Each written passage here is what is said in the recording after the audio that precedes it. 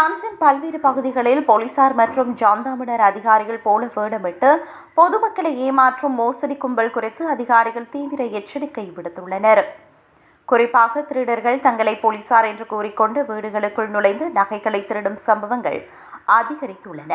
இந்த மோசடிக்காரர்கள் பெரும்பாலும் முதியவர்களையே இலக்காக கொள்கின்றனர். முதலில் தொலைபேசியில் தொடர்பு கொண்டு உங்கள் பகுதியில் ஒரு திருடனை பிடித்துள்ளோம், அவன் உங்கள் வீட்டை கொள்ளையடிக்க திட்டமிட்டிருந்தான் என்று கூறி முதியவர்களின் நம்பிக்கையை பெறுகின்றனர்.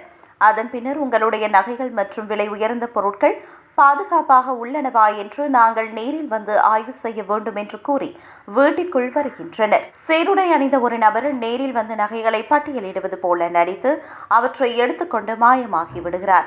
சில இடங்களில் உங்கள் வங்கி அட்டையில் முறைகேடு நடந்துள்ளது என்று கூறி வீட்டிற்குள் நுழைந்து சோதனையிடுவது போல நடித்து பணத்தை திருடிச் செல்கின்றனர். 82 வயது மூதாட்டி ஒருவரிடம் இதே முறையில் 2000 யூரோக்கள் மற்றும் நகைகள் கொள்ளையடிக்கப்பட்டன.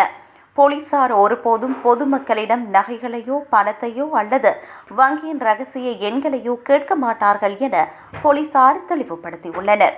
மேலும் பாதுகாப்பு என்ற பெயரில் பொருட்களை சேகரிக்க ஒருபோதும் வீடுகளுக்குள் வரமாட்டார்கள் என்றும் அவர்கள் கூறுகின்றனர்.